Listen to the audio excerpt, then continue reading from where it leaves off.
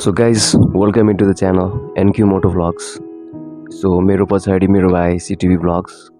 So आजको यात्रा हाम्रो चाहिँ कास्कीको यता बेगनासताल हुँदै हैन लमजुङतिरको बाटोबाट तनहुँ छिरेर चाहिँ दमौली निस्किने भनेर हामीहरू हिँडेको थियो हैन आज.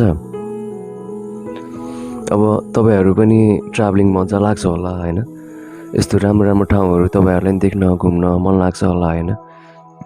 तर अहिले तपाईहरुलाई थाहा नै छ है कन्डिसन कस्तो छ बाटोको प्लस इन्भाइरोमेन्ट हैन. आकाशहरु अनि हावाहरु हैन बाटो यस्तो पोल्युटेड छ कि तपाईहरुलाई हैन मन भएर पनि तपाईहरु चाहिँ घुम्न पाइराख्नु भएको छैन भनेर चाहिँ मलाई त्यस्तो लाग्छ के. म पनि फेस गरिरहेको छु नि यो कुराहरु. गाह्रो छ यार अहिले. अब जताभाइ त्यता अब मान्छेहरुले चाहिँ हैन जताभावी अब रुखहरुमा वन जंगलहरुमा हैन यसरी डडेलो लगाइदिरहेको छ है. अनि घरहरुको फोहोर मैलाहरु सबै एक ठाउँमा थुपारेर प्लास्टिकहरुदेखि लिएर हैन पातहरु यताउति त्यो फोहोरहरु सबै बाल्दिरहेको छ कि जसले गर्दा कस्तो भएन नेपाल अधिराज्यभरि चाहिँ क्लाइमेट एकदम बिग्रिरहेको छ कि त्यो तपाईहरुलाई म भन्दा पनि बेसी तपाईहरुलाई नि थाहा होला हैन. किनभने म त सकभर अब डुलिरहेको हुन्छु र म खास हावामा बेसी खेलिरहेको हुन्छु नि त. त्यो भएपछि भनौँ न मैले हावा चेन्ज गरिरहेको हुन्छु कि अब धेरै धुलो मैलो अब आजभोलि शरीरले सहँदैन रहेछ कि. अब आफ्टर कोरोना इम्युनिटी सिस्टम भनेको सबैको रेस्पिरेटरी सिस्टमहरु सबैको विक भइसकेको छ है. आई होप तपाईहरुले पनि त्यो फेस गरिराख्नु भएको छ होला तपाईहरुको लाइफमा हैन. सो तपाई हाम्रो ड्युटी हो के. तपाई हाम्रो रेस्पोन्सिबिलिटी हो हैन. आफ्नो इन्भाइरोमेन्ट आफ्नो वरिपरिको ठाउँहरु हैन सफा राख्ने स्वच्छ राख्ने हैन. जहाँ आगो बालेको छ त्यहाँनिर चाहिँ बरु निभाइदिने हैन. जसले गर्दा अझै धुवा हुँदैन हैन. अहिलेको मेन कुरा भनेको हाम्रो इन्भाइरोमेन्ट हैन क्लिन राख्नु एकदम जरुरी छ कि. नभए फ्युचरमा हामीलाई एकदम गाह्रो पर्न सक्छ हैन. फ्युचरमा अब भनौँ न यो तरिकाले चाहिँ इन्भाइरोमेन्ट बिग्रिँदै गयो भने अझै झ्याउ हुन्छ हाम्रो फ्युचरमा. त्यही हो. अब मोटो भ्लगिङ गर्दाखेरि यस्तो राम्रो राम्रो ठाउँ थियो कि आज हैन. पहाडबाट तल गाउँहरु हेर्दाखेरि यस्तो राम्रो राम्रो भ्यूहरु थियो कि यहाँबाट. तर यो ठाउँहरु पहिला जस्तो रहेन कि. किन रहेन भने मौसमले गर्दा हैन. हो मलाई थाहा छ म यसरी बोल्दाखेरि अनि यस्तो यस्तो कुराहरु भन्दाखेरि मेरो भ्लग तपाईहरुलाई मन नपर्न सक्छ. किनभने फन्नी छैन नि त हैन. रमाइलो छैन नि त. भ्लग भनेको रमाइलो हुनु पर्यो हैन. यसो हँसाउनु पर्यो मजाक गर्नु पर्यो उफ्रिनु पर्यो हाँस्नु पर्यो नाच्नु पर्यो गाउनु पर्यो. तर मलाई के लाग्छ भने भ्लग भनेको त्यो मात्रै होइन जस्तो लाग्छ कि. किनभने हाम्रो देशमा हाम्रो ठाउँमा हाम्रो वरिपरि के चलिरहेछ हामीले के चेन्ज ल्याउन सक्छौँ भनेर पनि हामीले भ्लगको थ्रुबाट चाहिँ भन्नु सक्नुपर्छ जस्तो मलाई लाग्छ कि है. अब जस्तै एक दिनमा हैन थरीथरीको मौसम हुन्छ नि. बिहानमा हल्का शीतल हुन्छ चिसो हुन्छ दिउँसोमा हल्का घाम लाग्छ हैन. बेलुकामा फेरि शीतल हुन्छ रातिमा अझै शीतल हुन्छ हैन. क्लाइमेट जसरी चेन्ज भइरहेको हुन्छ नि त. सो मान्छेको मन पनि त्यस्तो परिवर्तनशील नै छ कि.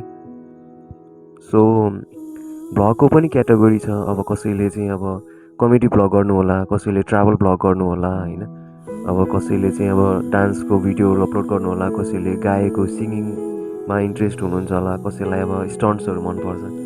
अब त्यही हो मलाई मनपर्ने भनेको चाहिँ यस्तै बाइक ट्राभलिङ राम्रो राम्रो नेचुरल प्लेसेसहरु हैन वन जंगलहरु हैन डाँडा काँडा हैन जस नेचुरल प्लेसेस जसमा पुग्दाखेरि चाहिँ सहर बजारको यो धुलो धुवा पोल्युसन यो नोइज पोल्युसनदेखि लिएर हैन साउन्ड पोल्युसनबाट टाढा छुट्टै एउटा संसार हैन. जुन संसारलाई हामी जस्तो मान्छेहरूले चलाएको छैन हैन र बिग्रेको छैन र एकदम स्वच्छ छ.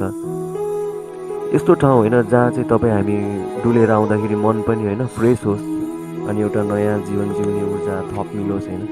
त्यस्तो प्लेसहरु सकभर हाम्रो चाहिँ सिलेक्सनको भनौँ न प्रायोरिटी लिस्टमा चाहिँ बसेको हुन्छ नि त सबैको लागि तपाईको लागि हाम्रो लागि. सो यस्तो ठाउँ जान मन पर्छ भने यस्तो ठाउँ जोगाउन पनि पर्छ कि साथीहरु हैन. सो यस्तो ठाउँ अहिले एकदम पोल्युटेड भइरहेछ तपाईहरुलाई थाहा छ हैन. मौसम एकदम बिग्रिसकेको छ जसले चाहिँ तपाई हाम्रो ह्युमन हेल्थमा पनि देखि लिएर हैन वन जंगलमा बस्ने जीवजन्तु प्राणीहरुलाई धेरै असर गरिरहेछ नि त हैन. अब भनौँ न मान्छेहरूले अब वनको छेउमा गएर डडेलो लगाइदिन्छ हावा चल्छ, हुरी चल्छ, त्यो डढेलोले चाहिँ पुरै वन जङ्गल नाश गरिदिन्छ होइन। सो त्यो भित्र बस्ने क्रिएचरहरू होइन, हामी जस्तो ह्युमन बिङहरूले बुझेनौँ र आगो लगाइदियो भने उहाँ त्यो जङ्गलमा बस्ने प्राणीहरूको जीवन के होला होइन। तपाईँहरूलाई थाहा नै छ हाम्रो देशमा कति गाह्रो छ। एउटा सानो घरमा आगो लागि हुँदा त नगरपालिकाबाट चाहिँ अब दमकल आउन कति टाइम लाग्छ, प्लस कति ठाउँमा दमकल पनि हुँदैन होइन। आगोलागीले चाहिँ कति मानव जीवनदेखि लिएर वन्यजन्तुलाई कति असर गर्छ तपाईँहरूलाई त थाहा नै छ। तर मान्छेहरू है थाहा भइ पनि किन यस्तो गर्छ होइन। अलिकति शिक्षा पाएर मात्रै, कलेज स्कुल गएर मात्रै मान्छे एजुकेटेड हुँदैन कि। हाम्रो समाज छ, समाजबाट पनि हामी धेरै कुराहरू सिक्छौँ होइन। हामीले हरेक दिन धेरै कुरा सिक्छौँ नि। बिहान सुतेर उठेदेखि राति सुतुन्जेलसम्म हामीले धेरै सिक्ने होइन, धेरै बुझ्ने अवसरहरू पाउँछौँ। आफूले नजाने पनि आफूभन्दा जान्ने मान्छेहरूले गरेको देखेर पनि होइन। सो त्यही हो गाइस, तपाईँ हामीले चाहिँ आफ्नो रेस्पोन्सिबिलिटी नबिर्स्यौँ होइन। आफ्नो समाजलाई, आफ्नो वरिपरिको इन्भाइरोमेन्टलाई एकदम पोल्युटेड हुनुबाट बचाउँ होइन, केयर गरौँ होइन। वन जङ्गल भनेको हाम्रै अब लाइफ राम्रो हुनको लागि नै हो कि।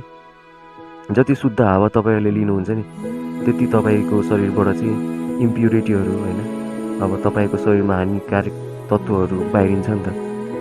अनि जति शुद्धता तपाईँको शरीरमा रह्यो, जति प्योर कुराहरू तपाईँले चाहिँ सासको मार्फत शरीरमा लिनुभयो होइन, त्यति तपाईँको चाहिँ लङ्सलाई राम्रो हुन्छ नि त होइन।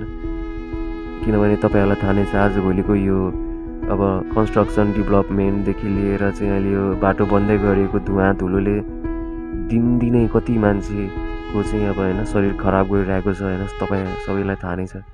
सो त्यसमा पनि ख्याल गर्नु होला र हाँस्नु होला, रमाउनु होला होइन। जे मन लाग्छ गर्नु होला, जे कुराले तपाईँहरूलाई खुसी दिलाउँछ त्यो कुरा गर्नु होला। एक बारको लाइफ होइन। हामी सबैको अगाडि एउटा उदाहरण बनेर जाउँ भन्ने चाहिँ सोच्नु होला होइन। जे काम अरूले गर्यो र जसले गर्दा चाहिँ समाज बिग्रिरहेछ त्यो कामहरू नगरौँ होइन। जे काम गर्दाखेरि तपाईँहरूको पनि नाम रहन्छ त्यो काम गर्नुहोस् है। त्यही हो गाइस। अब म पनि धेरै जानेको मान्छे त होइन, तर धेरै थोरै चाहिँ मलाई भन्न मन लागेर मात्रै आज भनेको हो। किनभने आज म यो बाटो किन आएँ भने म चाहिँ दमौली पोखराको बाटो चाहिँ हिँड्नु लायकै देखिनँ क्या। धुलो धुवा उस्तै, ट्राफिकहरू अब बाटोमा गाडीहरू उस्तै गुड्छ होइन। धेरै रिस्क छ नि त। जे जस्तै भए पनि ज्यानको माया त सबैलाई हुन्छ नि त होइन। अनि त्यसमाथि पनि यो ठाउँमा चाहिँ बाटो राम्रो थियो होइन। दमौली पोखराको बाटो राम्रो थिएन र म यो बाटो आएको, दुईजना भाइ भन्नाले दाजुभाइ मिलेर आएको होइन। यो बाटोमा आउँदाखेरि बाटो राम्रो थियो, तर चाहिँ मौसम चाहिँ किन यता राम्रो थिएन भने यता धेरै वन जङ्गल थियो, धुवा यताबाट आउँदै थियो, वन जङ्गलमा आग लागि भएको थियो होइन। अब हामीसँग पानी पनि थिएन, हामीसँग केही पनि थिएन, जसले गर्दा चाहिँ अब यो ठाउँहरूमा चाहिँ एकदम गाह्रो भएको थियो। अब हामीले ननिभाउन सक्यौँ, न के गर्न सक्यौँ होइन। अब निभाउन नसक्दाखेरि चाहिँ जस यहाँको अब धुवा हामीले चाहिँ जसरी पनि हामीले भोगेर चाहिँ यो बाटो चाहिँ हामीले क्रस गरेर चाहिँ हामी गयौँ, जसरी पनि पार गऱ्यौँ होइन। किनभने हामीलाई घरसम्म पुग्नै पर्ने थियो अनि एउटा बाटो चाहिँ यो नै थियो होइन, अल्टरनेट बाटो।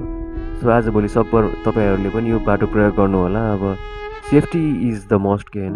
तपाईँ हाम्रो सेफ्टी नै सबभन्दा ठुलो कुरो हो। उताको बाटो कन्स्ट्रक्सन हुँदैछ, कन्स्ट्रक्सनको बाटोबाट सकभर ट्राभल नगर्नु होला। यो बाटो चाहिँ तपाईँहरूलाई मैले भ्लगको मार्फत भन्नुपर्दा चाहिँ दमौलीको भोल्टा चोकबाट उत्तर लाग्नुभयो भने त्यो बाटो सोझै तपाईँलाई लमजुङको 2 पिप्ले भन्ने ठाउँ पुऱ्याइदिन्छ।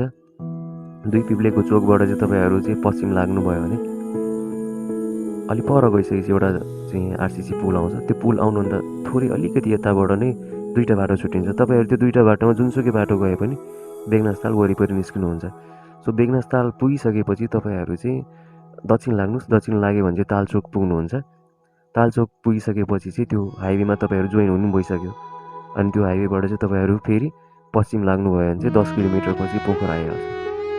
सो गाइस, तपाईँलाई दमौली पोखराको बाटो, हाइवेको बाटो छोटो पर्छ होला जस्तो फिल भए पनि तर आखिर तपाईँलाई यही बाटो चाहिँ सेफ पनि छ र धुलो मैलो पनि छैन। र अर्को भन्ने नै हो भने चाहिँ त्यो बाटो चाहिँ दमौली पोखराको बाटो अहिले यस्तो कच्ची छ कि तपाईँलाई जसरी पनि 2 घन्टा जस्तो लाग्छ भने यो बाटो जानु भने तपाईँलाई धेरैमा 1 घन्टा 15 मिनट जस्तो लाग्छ होला धेरैमा। र त्यसमाथि तपाईँहरूले यताको मनोरम दृश्यदेखि लिएर सुन्दरताहरू हेरेर जान पाउनुहुन्छ। नयाँ ठाउँ, नयाँ गाउँ, नयाँ वेशभूषा होइन, नयाँ कल्चर अनि हरेक कुराहरू नेचरसँग रमाएरै जान पाउनुहुन्छ। र यो बाटो तपाईँ एकचोटि जानुभयो भने नेक्स्ट टाइम पनि यही बाटो नै ट्राभल गरौँ न। उताको बाटो चाहिँ बरु होस् बन्दै गरोस्, 2 वर्ष 3 वर्ष जति वर्ष लागोस् बन्दै गर्छ, तर यही बाटो ट्राभल गरौँ भनेर चाहिँ तपाईँहरूको मनले आफै भन्छ भन्ने मैले चाहिँ आश राखेको छु। चेक इट वान्स है, ट्राई गर्नु होला यो बाटो गएर पनि। यो बाटो जाँदाखेरि चाहिँ यदि पोखरातिरबाट आउँदै हुनुहुन्छ भने पेट्रोल उतै हालेर आउनु होला, तालचोक वरिपरि नै छ पम्पहरू पनि। र यदि दमोलतिरबाट आउँदै हुनुहुन्छ भने दमोलतिर हाले पनि भयो, नभए चाहिँ लमजुङ पुगेर जस्तै दमोलीबाट 20 किलोमिटर होला लमजुङ पुग्दाखेरि त्यता पनि एउटा पम्प छ, पेट्रोल पम्प, त्यहाँ हालेर आउनुभयो भने पनि तपाईँहरू सोझै पोखरासम्म चाहिँ अब तपाईँहरूलाई प्रब्लम हुँदैन। बिच बाटोमा कतै कतै चाहिँ अब वर्कसपहरू पनि छ, सकभर तपाईँहरूको बाइक चाहिँ कन्डिसनमै यो बाटो ट्राभल गर्नु होला, किनभने त्यो जस्तो पहाडी इलाका छ। पहाडी इलाकामा अब खासै अब यता सेवा सुविधा त्यति छैन होइन, त्यति ठुलो रेस्टुरेन्टहरू पनि छैन। त्यसको लागि पुग्नलाई तपाईँहरूलाई बेगस्ताले पुग्नुपर्छ होइन। अनि गाउँघरतिरको बाटो हो, तर एटलिस्ट बाटो चाहिँ एकदम राम्रो कन्स्ट्रक्सन भएको छ, त्यो हिसाबले मात्रै यो बाटो चाहिँ सेफ एन्ड सिक्योर हो। अनि अस्पतालहरू पनि त्यस्तो केही नै छैन ठुलो भन्ने भए। जस्तै सेन्टर पोइन्टहरू भनेको एउटा तपाईँलाई दमौलीबाट जाँदाखेरि लमजुङ पर्छ पिकपिकले, त्यसपछि तपाईँलाई डाइरेक्ट अब बेगस्ताल हो। अनि यो दुईवटा ठाउँको बाटोमा चाहिँ तपाईँहरूलाई जताबाट भनौँ न सेफली आउनु होला, यो बाटो चाहिँ ट्राई गर्नु होला एकचोटि है त। सो आजको ब्लग तपाईँहरूलाई कस्तो लाग्यो? ब्लग मन परेमा च्यानललाई लाइक शेयर सब्सक्राइब गर्नु होला होइन। र आजको भ्यू कस्तो लाग्यो तपाईँहरूलाई? हामीले चाहिँ यो ब्लग बनाउँदा अलिअलि चाहिँ सेफ्टीहरूलाई त्यति साह्रो ध्यान नदिएको पनि देखिन्छ, किनभने कुनै ठाउँमा हामी हात छोडिरहेको छौँ होइन, कुनै ठाउँमा चाहिँ मैले राइड गर्दा गर्दै गोप्रो समातेर भ्लग गरिदिरहेको थिएँ होइन। यस्तो गर्नु नहुने हो, तर हामी चाहिँ स्पिड कम नै थियो, स्पिड स्लो थियो, त्यही भएर यतिकोमा चाहिँ हुन्छ नि एउटा सेल्फ कन्फिडेन्सले पनि होइन दिन्छ, साथ दिन्छ भनेर हामीले ट्राई गरेको। सो त्यसमा चाहिँ अब क्षमा प्रार्थी छु, यसरी कसैले पनि बाइक नचलाइदिनु होला है। अनि ट्राफिक रुल एकदम फलो गर्नु होला, ओभर स्पिडिङ नगर्नु होला यो बाटोहरूमा, घुम्ती घुमाउरो ठाउँहरू छ धेरै जसो होइन। यो बाटो आउनुहुन्छ भने चाहिँ एकदम बाइकको कन्डिसन पनि राम्रो गरेर मात्रै आउनु होला भन्ने हाम्रो सुझाव तपाईँहरू सबैजनाहरूलाई। सो अन्तिममा म त्यही भन्न चाहन्छु भने यदि तपाईँहरू राम्रो इन्भाइरोमेन्टमा चाहिँ बस्न चाहनुहुन्छ भने तपाईँहरूले इन्भाइरोमेन्टलाई पनि सहयोग गर्नुपर्छ है। सो धुलो धुवाँबाट बच्नको लागि चाहिँ अब आफूले पनि सरसफाइ राख्ने वरिपरि र चाहिँ वन जङ्गलमा डढेलो नलगाउने, यदि कतै देखिहाल्नुभयो भने पनि सम्पर्क गर्ने वन क्षेत्रको मान्छेहरू जो हुनुहुन्छ अथवा नगरपालिका गाउँपालिका तपाईँहरूको नजिकबाट जो छ यहाँनिर आगो लागिरहेको छ है, निभाउन जरुरी छ, यसले गर्दा चाहिँ झन् उता फैलिन सक्छ भनेर सुझाव दिने अरूलाई। सो गाइस यति भन्दै आजको ब्लग एनकी मोटो ब्लग्स यहाँसम्म हेरिदिनु भएकोमा धेरै धेरै धन्यवाद। सो आज मैले चाहिँ यो ब्लग गर्दाखेरि चाहिँ मेरो अडियो बिग्रेको थियो, माइक बिग्रेको थियो, त्यसैले चाहिँ मैले घरमा चाहिँ अहिले यो सेल्फ रेकर्डिङ गरेर चाहिँ यो भिडियोमा एट्याच गरेर मैले अपलोड गर्न लागेको छु होइन। सो केही तलमाथि बोल्न पुगेको छु भने माफी माग्दै आजको ब्लग यहीँ गर्छु है त। हस् त, धन्यवाद, थ्याङ्क यू। एनकी मोटो ब्लग्स।